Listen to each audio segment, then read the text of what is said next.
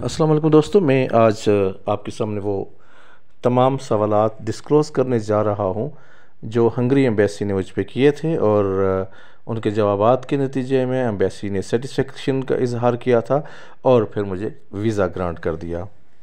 तो इस हवाले से जब मैं आपको वो सवालात बताऊँ उससे पहले मैं आपको ये बताना चलूँ कि कुछ टिप्स हैं जो मैं आपको बताना चाहूँगा। नंबर 1 कि वेल ड्रेस्ड हों आप। जब भी आप एम्बेसी किसी भी एम्बेसी में इंटरव्यू के लिए जाएँ तो आपने अच्छे कपड़े पहने हों, आपने बालों की तराश-खराश अच्छी हो, आपके शूज़ साफ़-सुथरे हों।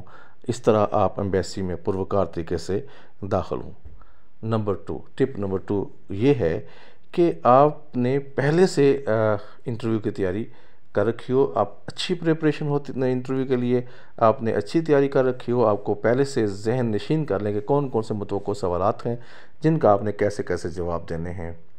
और ज़िमनी तौर पर मैं ये बात भी अर्ज़ कर दूँ कि एम्बेसी आपके जो भी आपसे सवालात करेगी, आपकी फ़ाइल से करेगी। वो अपनी तरफ से कोई भी सवाल नहीं करेगी। जो आपने एम्बेसी में की फ़ाइल जो आपने दी है, जो आपने एप्लीकेशन लॉन्च की है, ऑनलाइन की है या मैनुअल दी है, उस एप्लीकेशन से ही वो सवालात करते हैं। वो बाहर से कोई सवाल नहीं करते हैं। ये आपकी चॉइस है कि अगर आप उनको मौका दें कोई और सवाल करने तो कर देते हैं। नंबर 3 आपने टू द पॉइंट जवाब देना है और कोई एक्स्ट्रा स्टोरी उसमें ऐड नहीं करनी। जितना पूछा गया है आपने उतना ही जवाब देना है, उससे ज़ायद आपने जवाब नहीं देना है और इतना जवाब दें कि एम्बेसी जो है वो सेटिस्फाई हो जाए आपके जवाब से। नंबर 4 एम्बेसी के वीज़ा सेक्शन के अंदर जब आप हों तो आप बिल्कुल आगे पीछे दूसरे लोगों से ये ना पूछें जाके कि आपसे क्या पूछा गया है, आपसे कौन सा सवाल किया गया है। इस तरह कुछ लोगों को सरगोशियाँ करने की आदत होती है, उससे आप मुकम्मल तौर पर इज्तनाब करें। और नंबर 5 जो भी आपसे पूछा जाए उसका आप सच सच जवाब दें। कोई भी एग्जैजरेशन करने की ज़रूरत नहीं है, किसी चीज़ को बढ़ा चढ़ा के बयान नहीं करें। अगर आपके पास 2 लाख रुपये हैं तो 2 ही बताएं, आप 10 लाख और इस तरह की बड़ी बड़ी चीज़ें आंकें नहीं। इस तरह की बातें आप मत करें माज़रत के साथ, और आपने जो सच है वही बताना है। ये आपके वीज़े की सक्सेस के लिए ये 5 टिप्स हैं।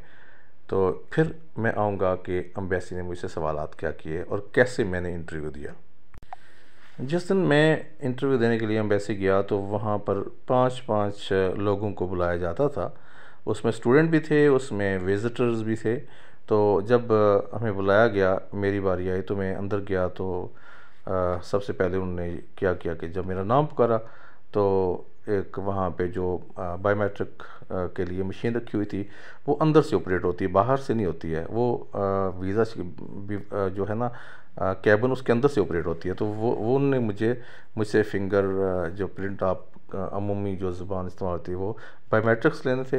तो उन्होंने क्या किया कि मेरे लेवल के मुताबिक वो मशीन को ऊपर लेके आए और साथ में सैनिटाइज़र भी रखा हुआ था, टिशू भी उसके साथ मौजूद थे। तो उन्होंने कहा कि आप ज़रा ये साफ़ कर लें और इसको सैनिटाइज़र दोबारा लगा लें। फिर उन्होंने फिंगरप्रिंट जो थे, जो मैंने बायोमेट्रिक दिए, और जो इसी तरह जो कैमरा था उनका मॉनिटर टाइप था, वो बिल्कुल सीधा मेरे फेस के लेवल के ऊपर आ गया, वो भी अंदर से ऑपरेट हो रहा था।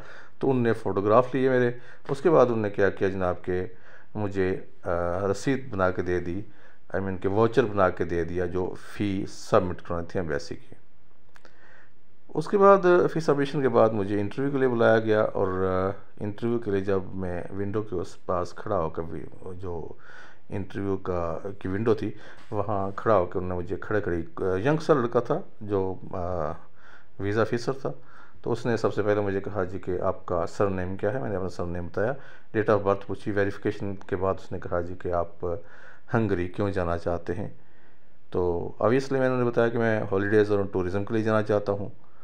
तो फिर उसने अगला सवाल ये किया कि आपने वहाँ पे कौन कौन सी जगह जाके देखनी है। मैंने बताया कि फ़लाँ जगह जो मैंने पहले से प्रीपेड कर रखी थी। तो मैंने कहा ये जगह देखनी है।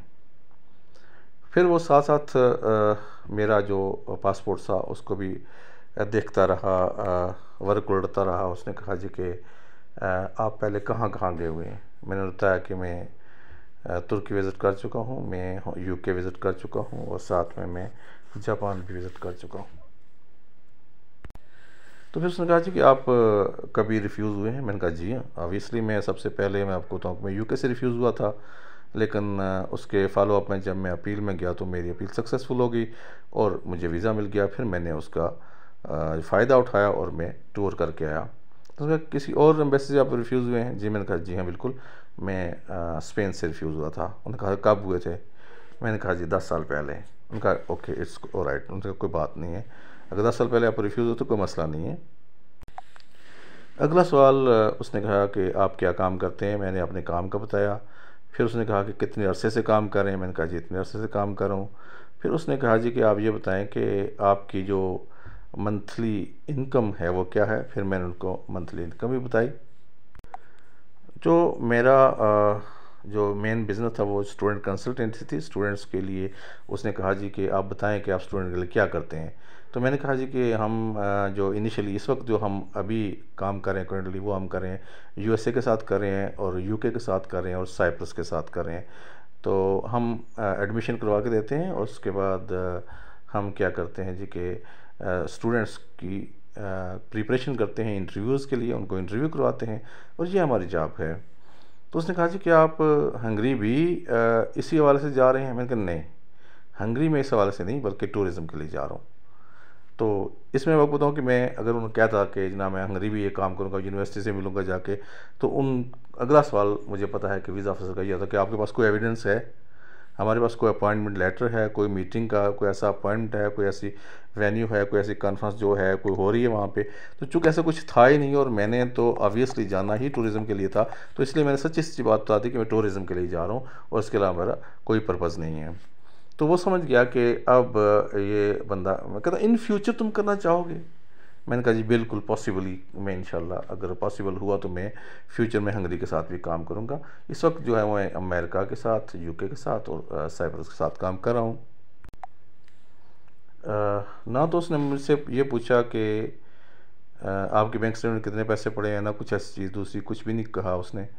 और उसने कहा कि आपने होटल रिज़र्व किया हुआ। ऑब्वियसली मैंने होटल भी, टिकट भी, इंश्योरेंस सारा कुछ उनको दिया हुआ था। तो उसने कहा ठीक है जी आपका इंटरव्यू हो गया है और आप 2 हफ्ते के बाद आके ना पासपोर्ट ले जाइएगा। तो जब 2 वीक गुजर चुके तो अल्हम्दुलिल्लाह मुझे वीज़ा ग्रांट हो गया था।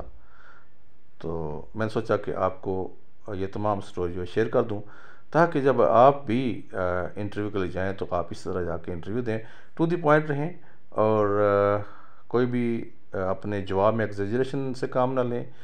कोई भी ऐसा मतलब लाइट लाइट से लाइट भी आप झूठ ना बोलें, जो है वो सच सच आप बोलें। तो कोई वजह नहीं है कि एम्बेसी आपको वीज़ा ना दे। अगर आपके चेहरे पे लिखा हो कि आपने वापस नहीं आना है, या आप नज़रें झुका के या आप ऐसे नज़रें घुमा फिरा के बात कर रहे हैं, तो उन्हें पता चल जाता है कि ये बंदा जेन्युइन नहीं है। जेन्युइन विज़िटर को वो नहीं रोकते, ये उनकी ज़रूरत है और विज़िटर जाते हैं तो उनका भी सिस्टम चलता है। हंगरी आपको पता है कि शेंजन स्टेट है और इसका वीज़ा 26 मुल्कों पर कारआमद है, जिनमें बड़े नाम भी आप ले सकते हैं, Germany, France, Denmark, Norway, Sweden, जितने स्कैंडिनेवियन कंट्रीज़ हैं वो भी, और जितने भी इधर यूरोपियन हैं, इटली, स्पेन वगैरह, लग्जमबर्ग, ये सारे ममालिक जो हैं वो 26 कंट्रीज़ जो हैं वो इस वीज़े की, जब आपके पास होगा ये वीज़ा तो फिर आप इन ममालिक में भी आप जा सकेंगे और आपको कोई रोक टोक नहीं होगी। हंगरी की फ़ाइल प्रिपरेशन के लिए आप हमसे रब्ता कर सकते हैं या अपना मैसेज हमारे व्हाट्सअप नंबर पे छोड़ सकते हैं। व्हाट्सअप नंबर भी इसी वीडियो में दे दिया गया है।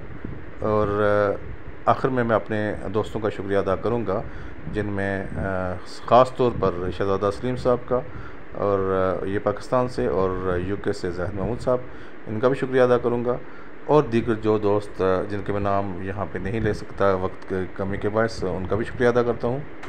चूँकि वीडियो कुछ ज़रूरत से ज़्यादा तवील हो गई है, इसलिए मैं आपसे आखिर में यही कहूँगा कि आप पूरी तैयारी के साथ जब भी किसी एम्बेसी में अपनी एप्लीकेशन लॉन्च करें, जहन में ये रख लें कि आपने वीज़ा लेना है। ये कभी जहन में ना रखें कि अच्छा जी ये ना हुआ तो फिर मैं ये कर लूँगा, अगर यहाँ का वीज़ा ना हुआ तो मैं फ़लाँ का अप्लाई कर लूँगा।